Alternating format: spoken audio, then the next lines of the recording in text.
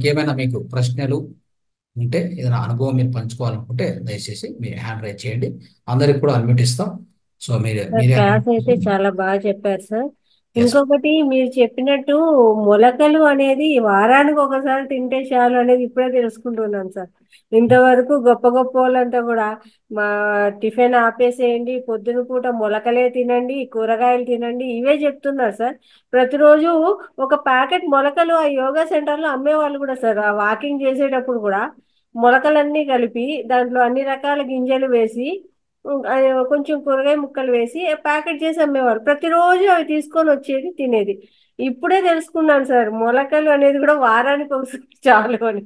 అంతే అంతే. చాలా గొప్ప అది విషయం ఎక్కువగా సార్. తింటూ పోతే డయాబెటీస్ ఎక్కువ అవుతుంది. ఇంకోటి యాక్చువల్ గా డయాబెటీస్ కిడ్నీస్ కూడా పేషెంట్స్ ఇది డ్యామేజ్. తింటే చాలా మంచిదని ఇది పెద్ద ప్రచారం అయిపోయింది సార్ అసలు. కరెక్ట్ కాదు. ఒకప్పుడు ఈ చాలా మటుకు అందరూ కూడా దీన్నే ఆచరిస్తున్నారు కూడా. ఓ, ప్రతిరోజు లేస్తూనే మొలకలు తినాలి అనేసి. మీరు చెప్పినట్టు వారానికి ఒక రోజు గుప్పెడు తింటే చాలు అనేది ఎవరు చెప్పలేదు సార్ అసలు. ఆ పల్లీలు కూడా అంతే, గుప్పెడు పల్లీలు వారానికి ఒక పిడికెడైతే చాలు అనేది కూడా తెలియదు సార్. ఇప్పుడే తెలుసుకోవడం ఈ విషయం అయితే. Thank you right. Sir, thank you very much. నాకు ఈ మధ్య సార్ నమస్కారం అండి. చెప్పమ్మా. నాకు ఈ మధ్య సార్ మీరు అన్నట్టు ఇందాక అన్నారు కదా, ఏది ఉన్నా మెమరీ గుర్తుండడం లేదు. మీరు చెప్పిన ఎక్సర్సైజ్ బాగుంది సార్, థ్యాంక్ యూ అండి. Thank you. సార్ నాకు కళలో ఈ రోజు ధ్యానంలో మార్నింగ్ 4:15 కి కూర్చున్నాను. 4:15 టు 5:15 వరకు కూర్చున్నాను.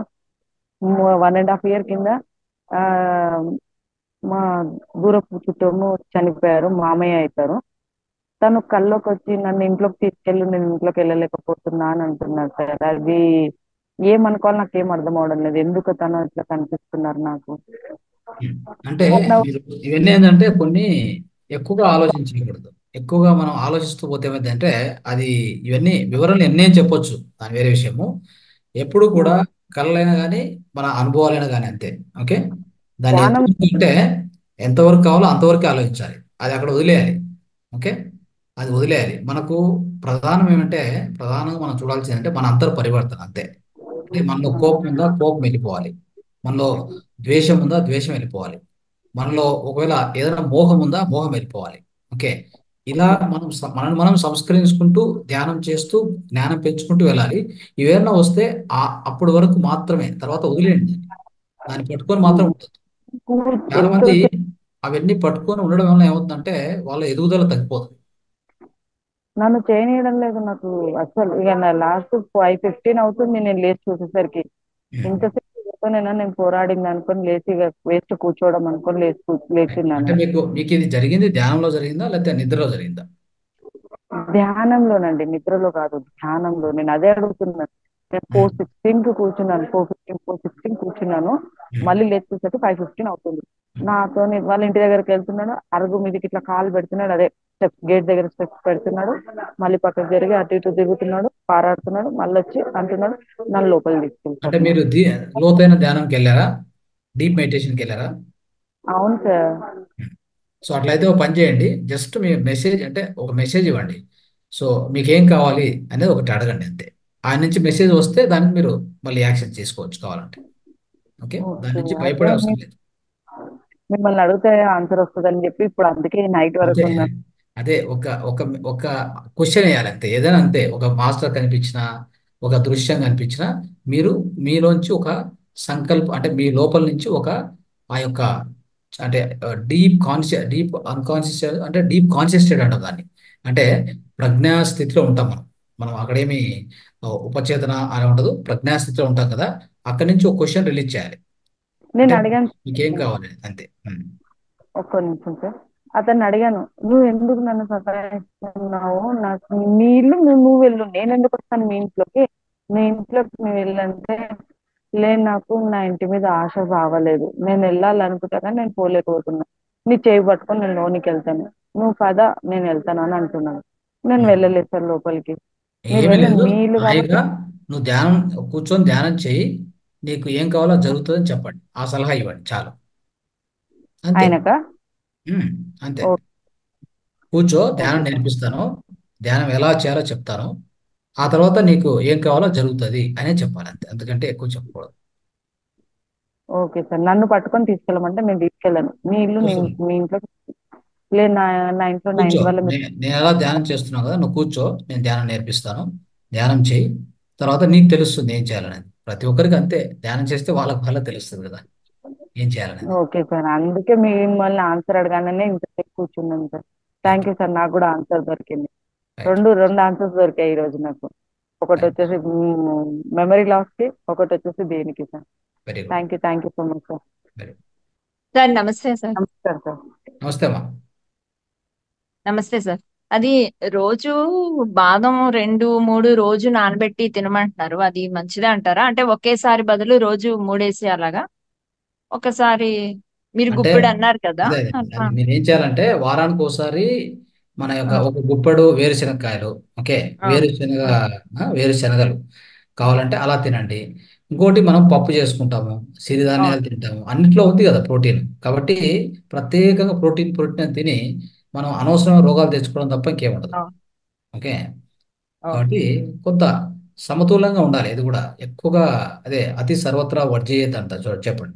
అంటే ఏది కూడా అతి ఏది పనికిరాదంట. అది మంచిది అని చెప్పి ప్రోటీన్ ప్రోటీన్ అని చెప్పి ఎక్కువ తీసుకుంటే మన దేహంలో మనకు కావాల్సిన ప్రోటీన్ కంటే ఎక్కువ ప్రోటీన్ వస్తే దాన్ని కరిగించేది ఎవరు? అవును. అదంతా కూడా విషం అవుతుంది కదా కరగకపోతే. అది ప్రాబ్లం.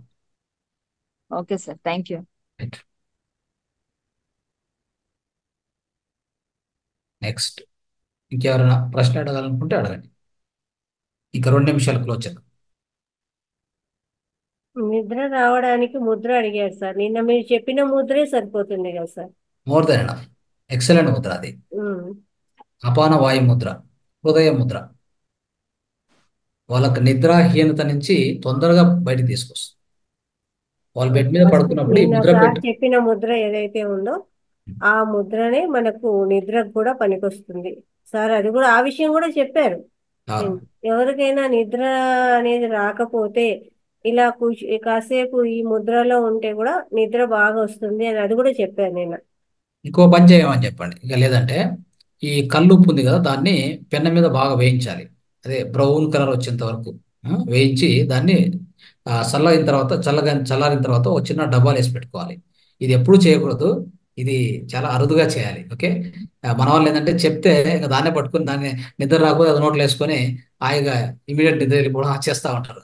ఎప్పుడు నిద్ర అనేది ఎలా రావాలంటే మీకు విశ్రాంతి, అంటే మైండ్లో టెన్షన్ లేకుంటే, అనవసరం ఒత్తిడి లేకపోతే అప్పుడు అంటే బెడ్ మీద కూర్చొని ధ్యానం చేస్తూ లేదా ఈ ముద్ర పెట్టుకొని హాయిగా నిద్రపోవాలి. అంతేగాని ఈ అంటే ఉత్ప్రేరకాలు వేసుకొని నిద్రపోవడం తప్పు. అంటే అది ఆ విధంగా చూస్తే స్లీపింగ్ టాబ్లెట్ వేసుకుంటారు కొంతమంది. అలవా చాలా ఆ మంది విధంగా ఉన్నారు చూస్తే సార్ నిద్ర లేక ఆ, అలా మాత్రలు అదే వేసుకునే వాళ్ళు ఇప్పుడు స్లీపింగ్ ఎంతమంది టాబ్లెట్స్ తయారైపోయారు. అదే చెప్పేది, స్లీపింగ్ టాబ్లెట్స్ వేసుకొని నిద్రపోతే మంచిదని కాదు, అది తప్పు అది. అదే విధంగా న్యాచురల్ రెమెడీస్ కూడా ఉన్నాయి. అట్లని చెప్పి ఇది ప్రతిసారి వాడకూడదు. ఓకే. ఎప్పుడైనా అవసరం ఉంటే వాడుకోండి, అందుకు చెప్తున్నాను నేను. సో దాన్ని బ్రౌన్ కలర్ వచ్చాక తీసి ఒక డబ్బాలు పెట్టుకోండి. సో నిద్ర రావట్లేదు, బెడ్ మీద కూర్చొని ఒక 2 పీసులు నాలుక మీద పెట్టుకొని అది అలా కరిగిపోతూ వస్తుంది. అది కరిగిపోయే లోపల నిద్ర వచ్చేస్తుంది. మంచి రెమెడీస్ ఎవరికైనా కానీ ఇలా ఇబ్బంది పడే వాళ్ళకి చెప్పచ్చు. కల్లుప్పు అంతే, అంటే రాయి ఉప్పు, అంతేగాని అవును సార్. ఈ పౌడర్ సాల్ట్, అవును. ఐడిన్ సాల్ట్ అది కాదు. సిరిధాన్యాలు డైలీ తినవచ్చునా? డైలీ తినకూడదు. డైలీ తినడం అంటే అది కూడా ఎక్కువ తీసుకోకూడదు. ఇప్పుడు ఈరోజు సిరిధాన్యాలు ఓ 2 రోజులు, తర్వాత రాగి, తర్వాత సజ్జ, తర్వాత మళ్ళీ బ్రౌన్ రైసు, నార్మల్ రైసు, అట్లా మారుస్తూ ఉండాలి. ఏది ఎక్కువ పనికిరాదు అదే చెప్తున్నాను నేను. ఏది మంచిది అని చెప్పేసి అలా తినేస్తూ ఆ, ఉండడం కాదు.